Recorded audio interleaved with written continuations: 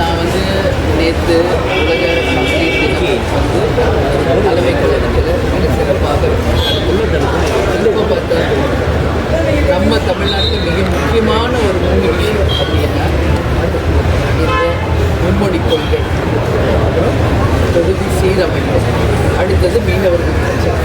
இன்றைக்கி காலகட்டத்தில் இது 3 தான் மிக முக்கியமான ஒரு விஷயமா இருக்குது. அதை தான் நான் நேற்று சொல்லியிருந்தேன், அதையும் உங்களுக்கு சொல்கிறேன். தமிழ்நாட்டை பொறுத்த வரைக்கும் தமிழ் மொழி தான் நம் தாய்மொழி, உயிர்மொழி. தமிழ் வந்து நிச்சயமாக தமிழகம் முழுவதும் கட்டாயமாக்கப்பட வேண்டும். கட்டாயமாக எல்லாரும் தமிழ் படிக்கணும், அது கட்டாயமாக்கப்பட வேண்டும் அப்படின்றது தான் தேமுதிகவின் நிலைப்பாடு.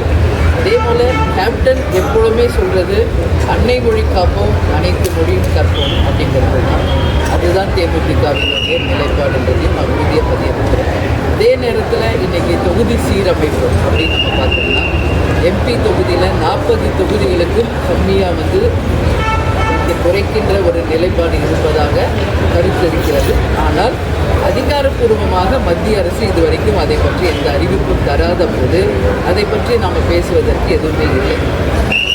ஒருவேளை நமது 40 எம்பி தொகுதியை குறைக்கின்ற வேலையில் மத்திய அரசு ஈடுபட்டால் உறுதியாக தமிழக அரசுடன் சேர்ந்து தேசிய முற்போக்கு திராவிட கழகம் தமிழகத்திற்காகவும் தமிழக மக்களுக்காகவும் உறுதியாக நிச்சயமாக உறுதுணையாக இருந்து போராடுவோம் அப்படிங்கிறது இந்த நேரத்தில் பதிவு. நம்ம இன்னைக்கு மதுரையிலிருந்து நான் பேசுகிறேன். நமது மீனவர்கள் தொடர்ந்து பாதிக்கப்படுகிறது. இது ஒவ்வொரு நாளும் ஒரு நிகழ்வாக நடந்து கொண்டிருக்கிறது. இது ரொம்ப ஒரு மனவேதனையோடு நாங்கள் பதிகிறோம். ஏன்னா இன்னைக்கு அவங்கள பொறுத்த வரைக்கும் அவங்க வாழ்வாதாரம் கடலை நம்பி தான். அப்படி இருக்கும் பொழுது இலங்கை சிங்களத்து மீனவர்களை அந்த படையினால் அவங்க வந்து தினம்தோறும் தாக்கப்படுவதும், அவங்க உடைமைகளை திருடுவதும், அவங்க உயிருக்கு எந்த உத்தரவாதம் இல்லாமல் இருப்பதும், அவர்களை கைது செய்வதும் நிச்சயமாக மத்திய அரசு தடுக்கணும்னு சொல்லி நான் கேட்டுக்கிறேன். இப்போ கூட நமது பாரத பிரதமர் அவர்கள் ஸ்ரீலங்காவுக்கு போக இருக்கிறார் என்ற ஒரு செய்தியை கேட்டேன். உறுதியாக அவர் வந்து ஸ்ரீலங்காவுக்கு செல்லும் பொழுது நமது தமிழக மீனவர்களுக்கு இனி வரும் காலத்தில் எந்தவித அச்சுறுத்தலோ, உயிருக்கு எந்த வந்து அச்சுறுத்தலோ, அந்த உடைமைகளுக்கு அச்சுறுத்தலோ இல்லாமல் அவர்களை காக்க வேண்டிய மிகப்பெரிய ஒரு ஒப்பந்தத்தை பாரத பிரதமர் அவர்கள் இலங்கை அரசுடன் போடணும்னு சொல்லி நான் கேட்டுக்கிறேன். இதுக்கு எல்லாத்துக்கும் முத்தாய்ப்பா நமது கச்சத்தீவை மீட்டெடுக்கணும். இதுதான் மிக மிக முக்கியமான ஒரு விஷயம். கச்சத்தீவை நம்ம விட்டு கொடுத்தோமோ அப்புறம் தான் மீனவர்களுக்கு இவ்வளோ ப்ராப்ளம் இருக்குது. அதனால் நிச்சயமாக கச்சத்தீவை மீட்டெடுத்து நமது மீனவர்களுக்கு எல்லா வகையிலும் பாதுகாப்பை இந்த அரசு உறுதி செய்யணும். அதனால் பிரதமர் அவர்கள் ஸ்ரீலங்கா செல்லும் பொழுது இதற்காக ஒரு உறுதியான ஒரு ஒப்பந்தத்தை போட வேண்டும் என்று நான் கேட்டுக்கிறேன். அதிமுக கூட்டணியில் வந்து உங்கள் நீங்கள் ராஜ்யசபா சீட் வந்து இப்போ ஒதுக்கப்படல.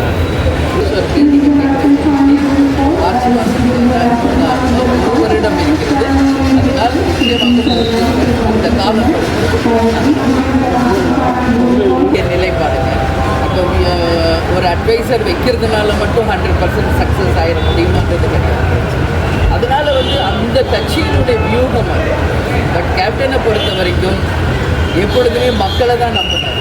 அதனால் ஒரு அட்வைசர் வைக்கிறதுனால மட்டும் வெற்றி பெறும்னா அந்த அட்வைசரே அவர் போட்டியிட்ட அந்த மாநிலத்தில் ஜெயிச்சார அப்படிங்கிறது ஒரு கேள்வி.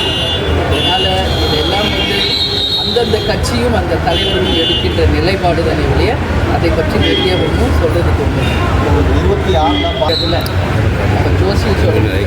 அதனால் நான் என்ன சொல்கிறேன், 1 வருஷம் இருக்குது, பொறுத்திருங்கள். அந்த காலம் வரும் பொழுது நிச்சயமாக அதுக்கான அறிவு. துல்லியமாக தினசரி நடப்பு நிகழ்வுகளையும் கல்வி, விளையாட்டு, அரசியல், வாழ்க்கை முறை, மருத்துவம், தொழில்துறை, சினிமா, பொழுதுபோக்கு போன்ற பல்வேறு நிகழ்ச்சிகளையும் உடனுக்குடன் காண கேப்டன் டிவி மற்றும் கேப்டன் நியூஸ் சமூக வலைத்தள பக்கங்களோடு இணைந்திருங்கள். உங்கள் வணிகத்தை கேப்டன் டிவி மற்றும் கேப்டன் நியூஸில் விளம்பரத்தின் மூலம் மேம்படுத்த விருப்பமா? உடனே கீழே கொடுக்கப்படும் எண்ணிற்கு தொடர்பு கொள்ளுங்கள்.